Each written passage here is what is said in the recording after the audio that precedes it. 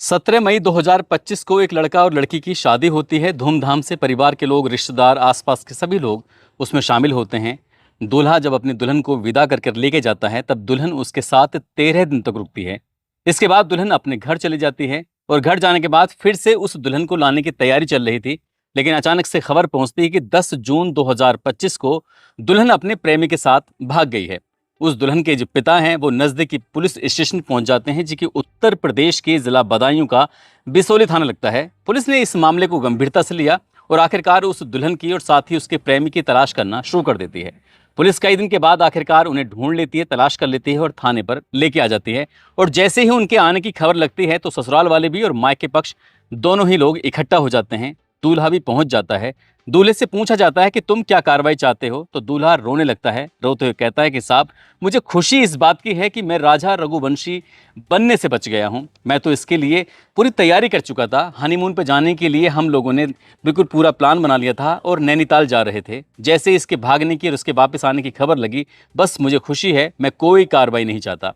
वाकई कोई कार्रवाई नहीं होती है। दुल्हन अपने प्रेमी के साथ चली जाती है। दूल्हा खुशी खुशी अपने घर आ जाता है। यहाँ दूल्हा अपने आप को जितना लकी मान रहा था, आज की कहानी जो मैं आपको सुनाने जा रहा हूँ, शायद ये व्यक्ति इतना लकी नहीं था, क्योंकि जो इसकी पत्नी ने उसके साथ किया था वो वाकई सोनम की कहानी को एक बार फिर से याद कर देती है, ताज़ा कर देती है। आदाब, नमस्कार, सत श्री अकाल। मैं उस्मान सैफी। आज की जो सच्ची घटना मैं आपको सुनाने जा रहा हूँ, ये सच्ची घटना है राजस्थान प्रदेश का एक ज़िला है अलवर, और अलवर ज़िले का ही एक थाना लगता है खेरली। खेरली बाईपास की ये सच्ची घटना है। बात कर रहा हूँ 8 जून 2025 की सुबह लगभग 4 बजे के आसपास का वक्त रहा होगा। एक घर से रोने की, चीखने चिल्लाने की आवाज़ें आ रही थीं, और जैसे ही आसपास के लोगों तक ये आवाज़ें पहुँचती हैं, आसपास के लोग तुरंत ही वहाँ पर पहुँचते हैं। एक व्यक्ति है जो कि टेंट का कारोबारी है, करोड़पति वो आदमी है। नाम उसका मान सिंह उर्फ वीरू होता है, उम्र जिसकी 47 साल के आसपास। उसकी तबीयत अचानक से ख़राब हो जाती है। आसपास के लोग मिलकर उस व्यक्ति को सीधा हॉस्पिटल लेके जाते हैं।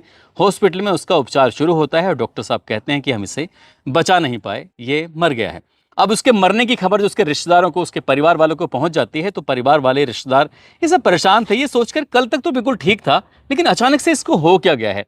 तभी घर वाले परेशान थे, लेकिन उसकी जो 2 बीवियां थीं वो ज़्यादा परेशान थीं। अपने पति को याद कर करके वो बेहिसाब तरीके से रो रही थीं, बिलख रही थीं। वो कह रही थी कि बच्चों का क्या होगा, हम लोग कैसे करेंगे, कैसे होगा परिवार का भरण पोषण।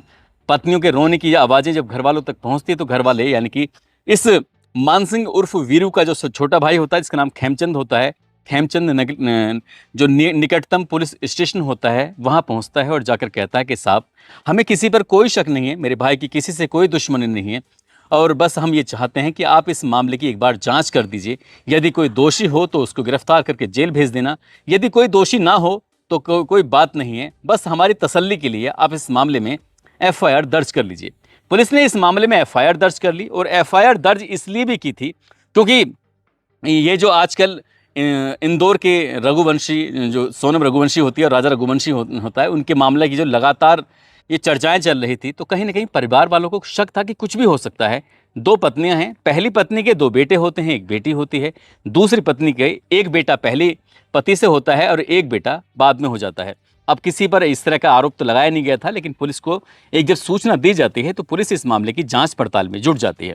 पुलिस ने, जो कि एसएचओ होते हैं धीरेन्द्र सिंह गुज्जर, आईजी और एसएसपी के आदेश अनुसार एक टीम गठित की जाती है। टीम मामले की जांच पड़ताल करना शुरू कर देती है। लगभग 150 से ज़्यादा सीसीटीवी कैमरे खंगाले जाते हैं। साथ ही इनसे जुड़े हुए जितने भी लोग थे, चाहे दोस्त हैं या दुश्मन की श्रेणी में हैं, सभी से बारी बारी से पूछताछ की जा रही थी। ऐसे कम से कम 100 से ज़्यादा लोगों की सूची थी जिनसे बातचीत की जाती है। साथ ही दोनों पत्नियों सहित परिवार के कई लोगों के नंबरों की डिटेल निकाली गई कि इनसे किस किस से बातें करते हैं, क्या है, ताकि कोई ना कोई कुछ ना कुछ क्लू मिल सके। आखिरकार जो भाई को शक था, जो खेमचंद उसने एफआईआर दर्ज कराई थी, उसके भाई का दांत टूटा हुआ था, और दांत टूटने से ही कहीं ना कहीं उसको शक हो जाता है कि भाई के साथ कुछ अनहोनी हुई है, कुछ ज़्यादा ही गलत हुआ है। पुलिस इस मामले की जांच पड़ताल कर रही थी। 1-2 दिन बीत जाता है, आखिरकार सीडीआर की रिपोर्ट आ जाती है, और रिपोर्ट से पता चलता है कि जो दूसरी पत्नी है, जिसका नाम अनीता है, दरअसल वो एक व्यक्ति जो कि कचोरी वाला है, कचोरी लगाकर अपना परिवार का भरण पोषण करता है, एक तरह से मजदूरी ही मानिए। नाम उसका काशीराम उर्फ काशी होता है, जो कि सूर्यनगर का निवासी होता है।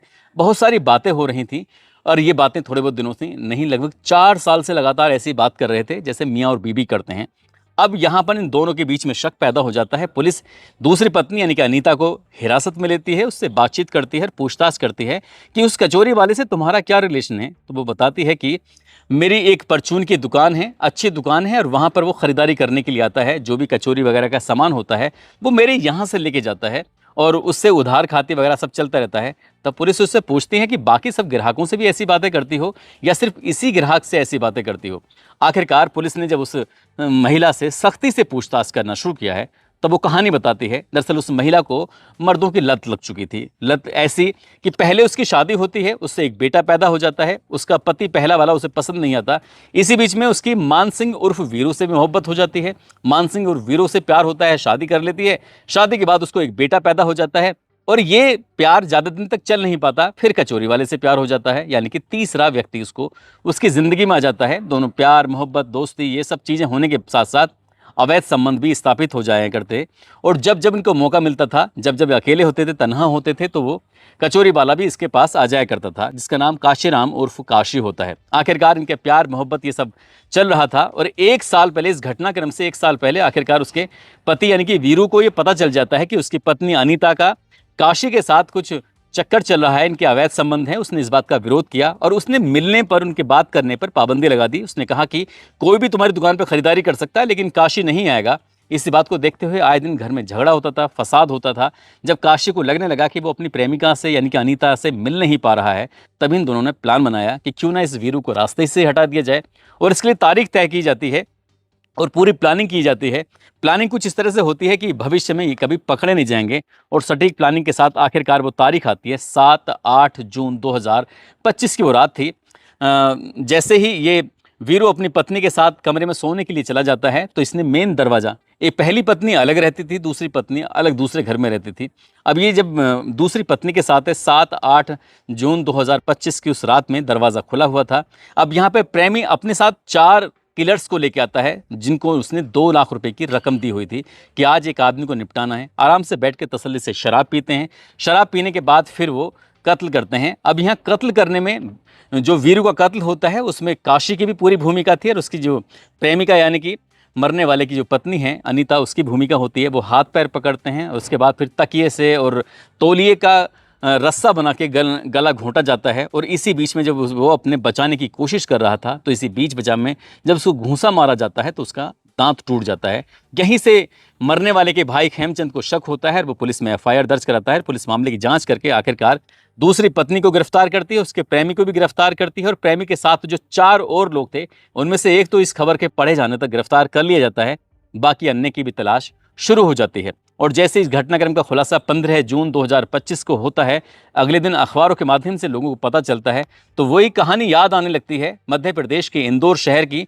सोनम रघुवंशी किस तरह से अपने पति को लेकर लगभग 2200 किलोमीटर दूर शिलोंग जाती है और वहां अपने प्रेमी के 3 दोस्तों के साथ मिलकर अपने ही पति का कत्ल करा देती है। और इस बात की कहानी आज पूरी दुनिया जान रही है। और जब जब पतियों को मारने की कहानी सामने आती है तभी लोग चर्चाएं करना शुरू कर देते हैं।